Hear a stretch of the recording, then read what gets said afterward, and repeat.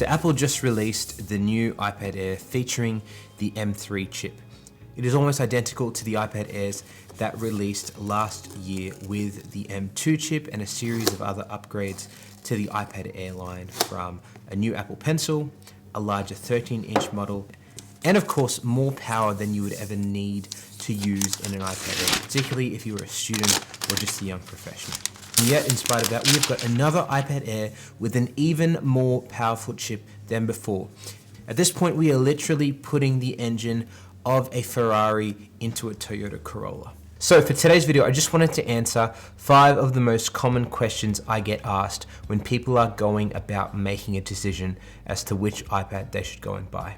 This is not an extensive review of the new iPad Air. If you're interested in that, I made a comprehensive review of the iPad Airs with M2 chip at the middle of last year, and I will link that down below. Before we go on, I just want to make one point very clear. For most of you out there who already have an iPad with Apple Pencil, you probably don't need this new iPad Air. It's not because this product is not remarkable or the greatest and best iPad Air that there has ever been. It is simply because the iPads that Apple have released since 2018 have been simply excellent and beyond their time. I said this in my previous review, I still have my iPad Pro from 2018. And apart from the fact that I might need to pull out my charger to get it to work towards the end of the day, it still works perfectly fine. And I think that is even more the case when you look at the iPad with M1 chip and the iPad with M2 chip. And I think it's because even before this release, Apple has gone above and beyond itself to ensure the hardware of the iPad is well beyond its years. The software, though, is another story. A lot of these new chip upgrades are all in the name of Apple Intelligence, and it's been interesting to see that while Apple has made a lot of claims around Apple Intelligence, what we have seen in the few features it has put forward haven't been as remarkable as some of the things that their competitors out there are offering. However, my expectations are still high, and I expect that by the time we get to June this year, that when Apple releases a software update for the iPad, we will see some significant features. And so just to clarify who I think this iPad is for, I think it is for 2 groups of people.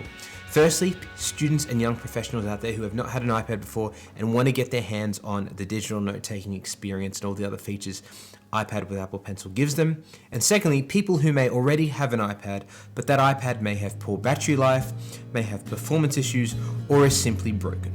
So my friends, if you're one of those people who fall into either one of those groups, this video is for you.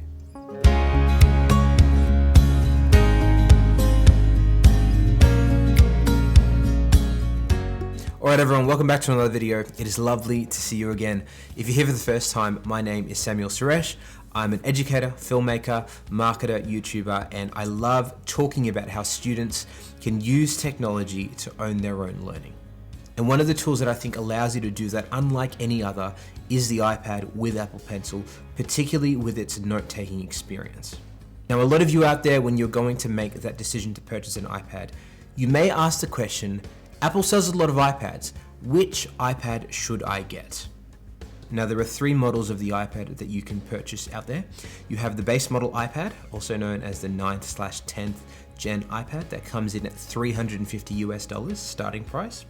You have the iPad Air with M3 chip that they recently released that comes in its smaller size at $599 US.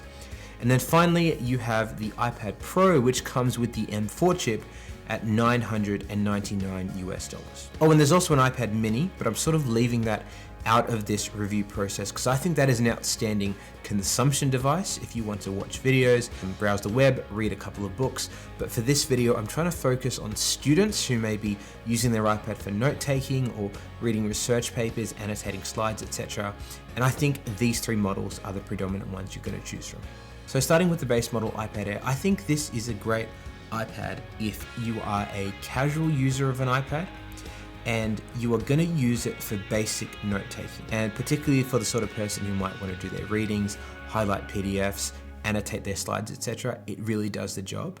However, you are using the previous generation Apple Pencil, the first generation. It has the A16 chip, and while that might be enough power to take some notes on the iPad, The only question mark I have around that is Apple continue to talk about Apple Intelligence. We're in the age of AI, and the software updates are coming. And I'm fairly confident that this iPad does not have the processing power to keep up with those future updates. So the verdict for that model is if you just need an iPad for light schoolwork and entertainment, the base model is great, but for serious note-taking and multitasking, it is not ideal. For that, I would recommend the iPad Air. I really think the iPad Air, in terms of its price and capability, really do get that balance perfect for students and young professionals who are looking for that combination of power and portability. I think I said this in my review of the M2 iPad Air last year. We have never had so much iPad capability at this particular price point. Over the base model iPad, you are getting a laminated display, which also translates into a slightly better writing experience with the Apple Pencil.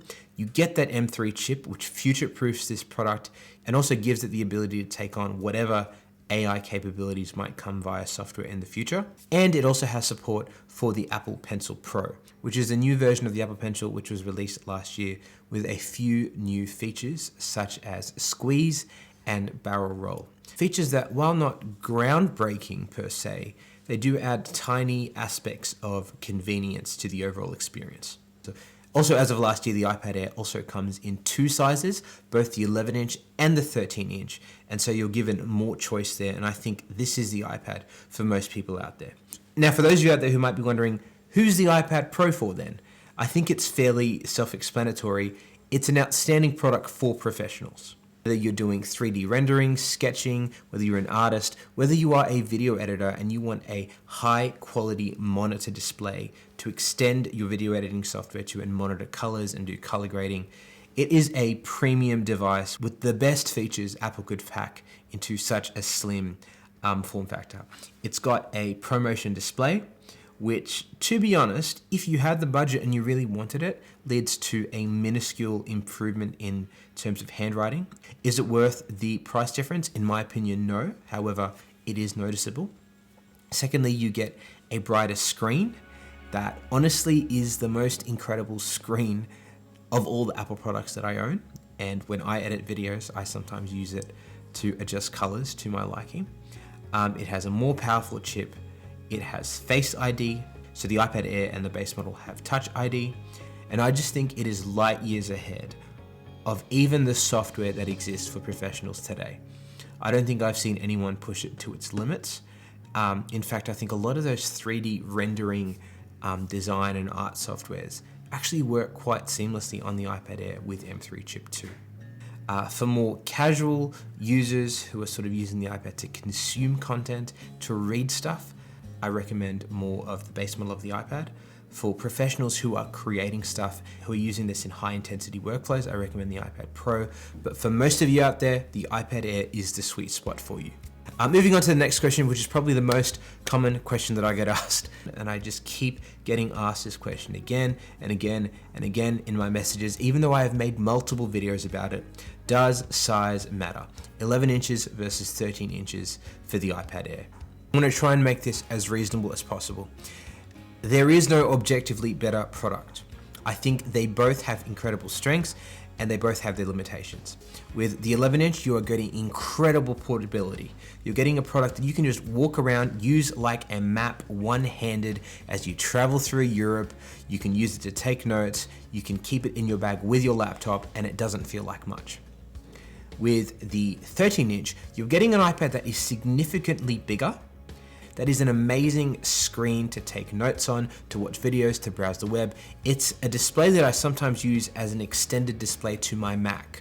However, when I do carry it around, it is noticeable. And yes, while I was a student, I really appreciated having the larger screen because it allowed me to open up YouTube in 1/3 of my screen and pull out notes in the other 2/3 and take notes from a YouTube video.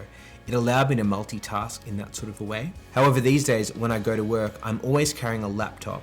And the fact that I already have a laptop with me means that I tend to gravitate towards the smaller 11-inch iPad Air and use that more as a notepad. But honestly, I would say just go into an Apple store, pick both the models up for yourself, play around with them, see what you gravitate towards.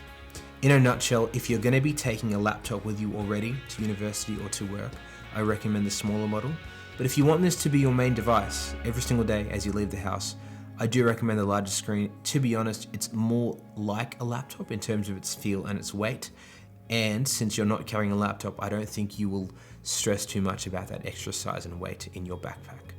Third question, how much storage do I need? Really great question. And thankfully, there was a time where Apple used to do kind of weird things with the storage. I remember with the base model iPad, they would start at 64 and then they would go to 256. Was no 128 gig in between option, which was really annoying because I think 128 gigs is perfect if you are a student and you were just downloading PDFs, you were taking notes. I have had thousands of PDF and notes files on my iPad, and I don't think I've even ever gone above 30 gigs. And so I think the fact that all these products start at 128 gigs, I think is more than enough. It allows you to download other apps, it allows you to download some movies, a bit of media, and I think you'll have more than enough space with 128 gigs. If you are a student who's getting into art and media, maybe you want to do some video editing and you want to store some files locally, then sure, I do recommend considering 256 to 512. But to be honest, for like 90% of people out there, 128 gigs is more than enough. Question number 4, what accessories do I need? Now, before we get to the accessories you need, I'll just start by making you aware of the accessories that are out there. Now, whether you need them really comes down to how you're using your iPad. So I think the 4 key accessories to keep in mind is firstly, the Apple Pencil. Secondly, the Magic Keyboard. Thirdly, the folio case. And fourthly, the potential of a matte screen protector. So firstly, starting with the Apple Pencil. Without the Apple Pencil, the iPad is literally just a screen that you can touch and consume stuff from. The moment you bring in the Apple Pencil, it completely transforms what this product is. It is a pencil, a pen, a highlighter. It can be a brush in Procreate. It can be spray paint. You have a million different colors, thicknesses, pen options. It is endless. To get that level of variety in real life, you are spending hundreds, if not thousands of dollars. And the fact you get all that versatility within this one product, to me, justifies its price. Those of you out there who already do have an iPad and you haven't got an Apple Pencil, I genuinely recommend getting one. Download an app like GoodNotes or Procreate, play around with it, watch some tutorials on the internet, and I think your mind will explode. I know they have the Magic Keyboard, which is the next accessory, but honestly, the Magic Keyboard only looks magical in its design and its aesthetic. The true magical accessory here is definitely the Apple Pencil, in my opinion. I think a lot of people out there ask themselves, should I get a Magic Keyboard or should I stick with the folio case? Now, the new iPad Air does have a new Magic Keyboard. It is made specifically for the iPad Air. It does allow charging through that port on the side. But to be honest, the advice that I'm about to give is more general in terms of any keyboard case you could get your iPad. I think you've really got to ask yourself, how are you using this device? I think if you are in a degree or a discipline that involves a significant amount of writing, whether that be essays in the humanities, whether that be applying legislation in law and typing up your argument, whether that be social science, whether that be history, etc. Having a device that allows you to interact with its software via a keyboard is a really beneficial tool. However, if you were like me at uni, and a lot of my time at my university campus was spent taking notes, drawing visuals, trying to create summaries that allowed me to retain information and build understanding.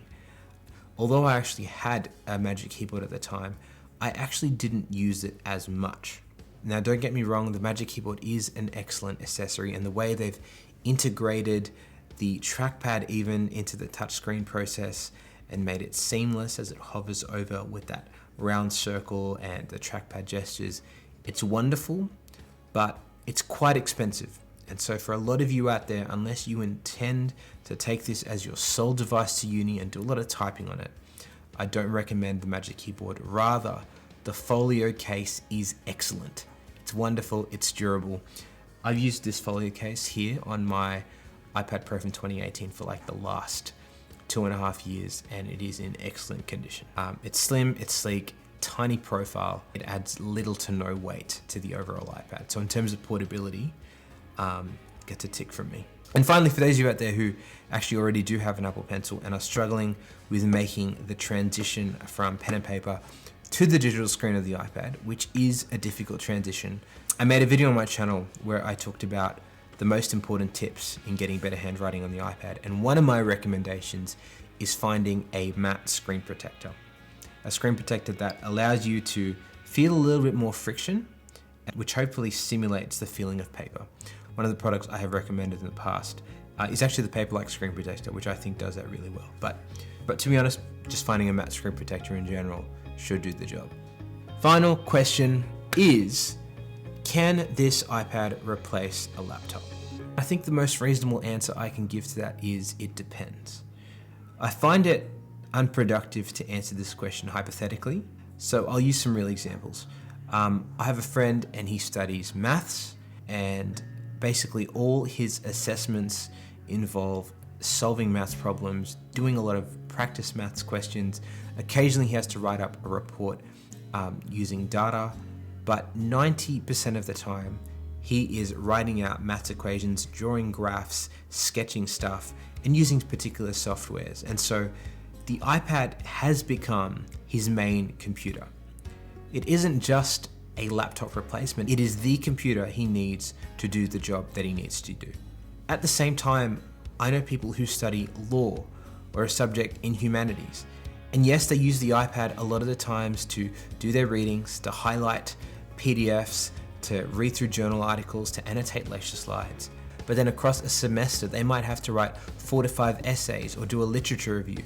And so they might have to keep track of those journal articles. They might want to have multiple desktops with multiple documents open across all of them. And so for them, using their iPad as a supplementary tool to their laptop is what works for them. And so for one person, yes, it probably could be their entire computer. And for someone else, it might fall really short in the kind of workflow that they're going for. And so generally speaking, if people don't know, and if people are asking me for instant advice, I always say have a laptop around. You're gonna have to, submit your assignments, do your taxes, do those basic things that everyone needs to do, and a laptop gets you across the line. And then I would say go for it base model / affordable model of the iPad, whether it's an older model, whether it's the base model, or if it's an iPad Air that you can afford, and use that in support of your laptop. It's very rare that I confidently feel like I can recommend an iPad as your one and only device. So yeah, that's it for me, guys. I think the iPad's a very interesting product. Every year, I just sit in anticipation, hoping that something remarkable will happen with its software. But again and again and again, I still think it's in its early years as a product. I think most people I know use it as a consumption device. I don't think it's a normalized thing in the classroom. I think it's probably a bit too expensive to be everywhere all the time for everyone. But yeah, there is something about this device that is so distinct from all the other products that Apple put out there. And I don't think it really is about the product. I think it has to do with, if you're the sort of person who's creative, who likes to make things, who isn't just interested in regurgitating and memorizing information, but you're truly interested in that process of understanding, of taking the knowledge that you're learning and making your own thing out of it. When you give someone like that an iPad, they do remarkable things with it. So yeah, guys, that's it for today's video. Thanks for watching. If you have any questions, let me know down in the comment section below. Stay tuned for more videos. And apart from that, I will see you in the next video.